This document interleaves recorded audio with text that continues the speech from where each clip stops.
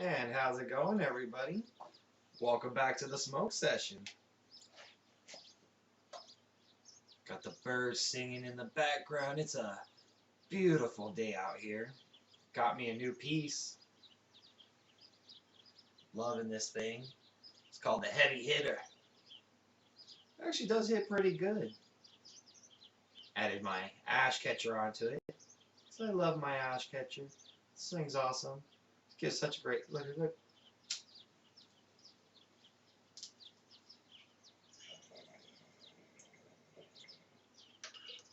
Such a great hit.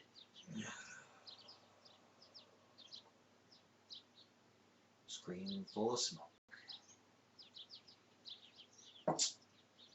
So anyways, I've gone over quite a few different studies that I've read about cannabis and things that they have done in the industry and things that they have been learning about. And as we've been legalizing so far, we've actually been studying more and more and finding out so many things. So found a story in the Stoner's Cookbook of the five major studies that have redefined cannabis as a whole. So let's get into this. Number one, marijuana and alcohol. Now, I know a bunch of us probably drink. I don't drink myself. I do have alcohol in my cupboard. I have a Crown Royal. I've always been like the taste of whiskey, but I use it for my tooth. Whenever my teeth hurt or I have a tooth pain or something like that, I swish a little bit and bam. Next day, no more tooth pain. So it's like everybody's got a preference. I do got family members, they enjoy drinking. Now I know a lot of friends that enjoy drinking. Me personally, just enjoy the fine comforts of a beautiful marijuana bong.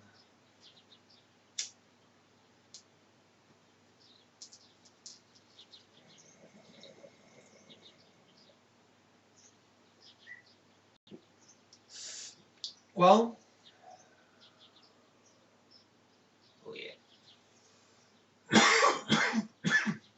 The University of California in Irvine, along with RAND, the Drug Policy and Research Center, discovered marijuana users don't drink as much as you think they would.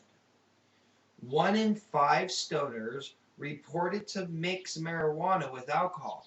Recreational stoners. That's why I call them stoners. So 1 in 5 people who use marijuana on a recreational basis report actually drinking marijuana or drinking alcohol at the same time.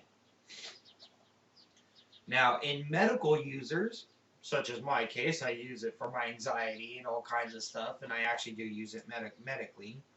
Medical users are actually at a 3% will report out of all of them will report. That's 3 out of 100 will report using alcohol. So it seems that people who smoke marijuana don't seem to use alcohol. I don't know if that goes along that gateway theory or what, this whole stepping stones, but it might be a step back for them because, alcohol's not that bad. It's only been known to destroy families, cause husbands to abuse wives and beat children, but it's not that bad. Number 2, marijuana and obesity. I myself suffer and kind of fight it all the time.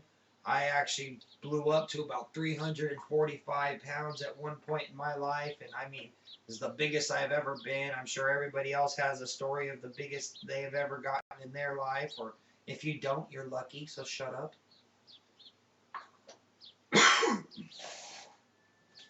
But yeah, a lot of us, we tend to pack on the weight, especially when we enjoy things like McDonald's and Carl's Jr. and Taco Bell, and fast food can really add on.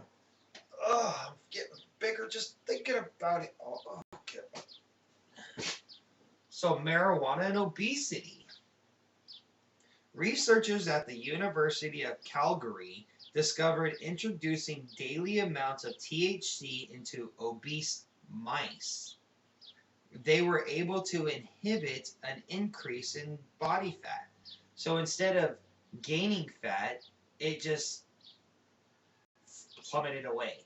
So even though they were eating fatty foods or eating things that they would normally be gaining weight with, they never gained any weight and they would end up starting to lose weight over time.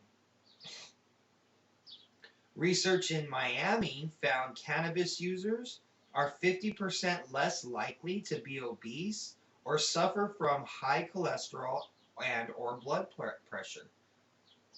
That's pretty good to know. I mean, I know in my family, I got some of the lowest blood pressure in my family, and a lot of my family members, that's one of the biggest topic when the family reunion comes along is, what's your blood pressure at? Mine's low. Low, below normal. I'm good. So, seems like marijuana's doing quite a bit good for your health. Let's just keep on talking here while we get to the stories then.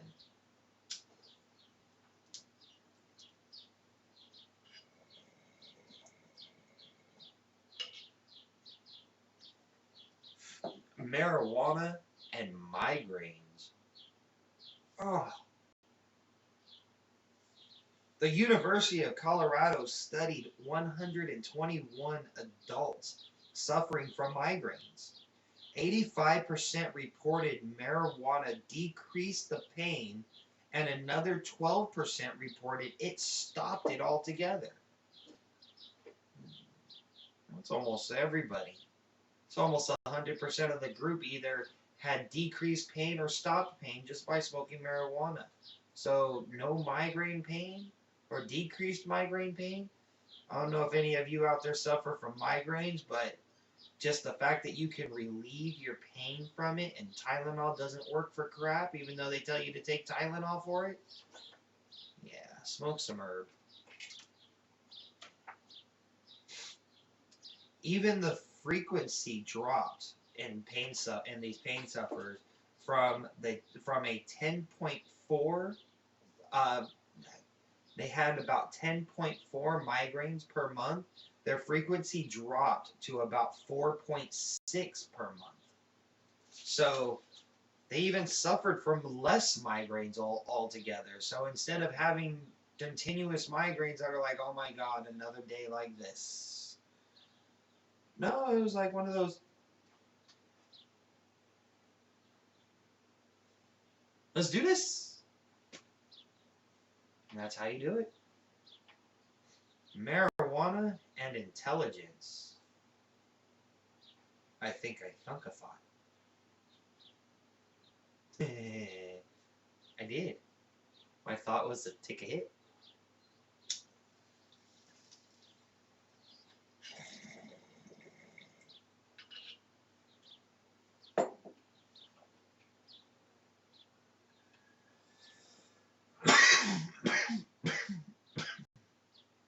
By studying twins on the longest ongoing research into marijuana to date, scientists found there were no changes between the two during the ages of 9 and 12, and again during the ages of 17 and 20.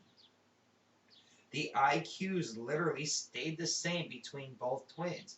One twin reportedly smoked marijuana and the other twin did not. So they were able to study the two twins and found out that between those two age brackets, their IQs stayed identically the same. There was no changes, no variance, nothing. They were just the same. Most twins are usually like that whenever it comes to studying at school. Majority of them usually have the same intelligent range, intelligent brackets. So usually if one twin's smart, the other one is too. Marijuana and opiate dependency. I know myself has suffered from a little bit of opiate dependency, taking those damn pills after a while, especially when you don't smoke weed. Those pills can really add up on you. I mean, your body hurts, your body suffers, you go through this, you go through that, and everybody just tells you, You can just take a pill for it. You hurting? Here's a pill. You got a migraine? Here's a pill. Your butt hurts? Here's a pill. You're bleeding from your eye? Here's a pill. Your toe itches? Here's a pill. Of course, the combination of all these pills and all that adding up after a while is actually more dangerous and more deadly than just sitting around and shooting heroin straight into your veins.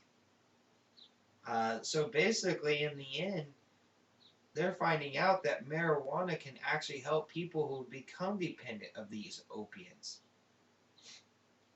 Columbia University studied how marijuana could help patients going through opiate withdrawals. Patients using cannabis slept better and were able to finish treatments during detox phases.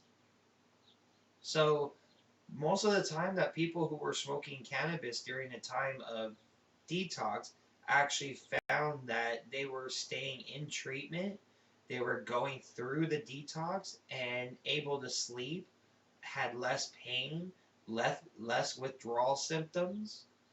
So they were able to get over the treatment and stuck with the treatment. While those who didn't use cannabis tend to either drop out of the treatment and go right back to using or whatever it was they were doing. Also, states with medical legal marijuana report a decrease in opiate dependency and death. So there are less people using marijuana, or less people using opiates, and less people dying from opiates in states that have allowed marijuana instead. Makes a lot of sense because I started smoking weed and I got off the pills. Took me a few months to get over all the jumble that it messed up in my body and in my head, but after it all went through and it all got out and I detoxed, marijuana's been the only thing sticking by my side the entire time. And I swear that's the only thing I'm ever going to use again. So, I mean, legal or not, make it legal, make it illegal, I really don't care. I'm going to smoke marijuana for the rest of my life. So, hopefully the government actually looks into these studies and actually says, hey, look, I know we said this in the past and this is what we thought and this, you know what, but we might be wrong. Hopefully the government can actually man up, balls up, and say, hey, we might have been wrong about marijuana, and it might be something we might want to look into using. I know it's something I like to look into using. So, here's some facts for you. I hope this actually helps some of you guys. You guys can tell people that you know. If you know anybody that out there trying to that's suffering from weight gain or something, maybe tell them, hey, smoke some weed. Smoke some weed, then do some exercising. I know you're trying your hardest and you've been having troubles, but just smoke some weed. It sounds weird, and just try to, whenever you got the munchies, try to eat healthy instead of going off and giving into the munchies. Try to hold yourself off, but just smoke some weed. And those people who try to argue, oh, you're just some dumb pothead, don't know nothing because you're just sitting there.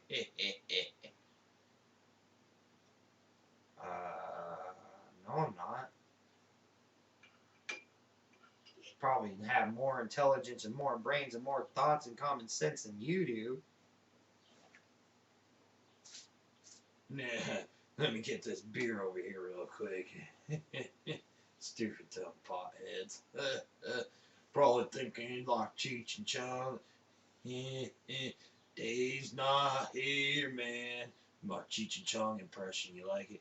Dave's not here. Like I tell you guys, educate before you medicate. I'm gonna get out of here.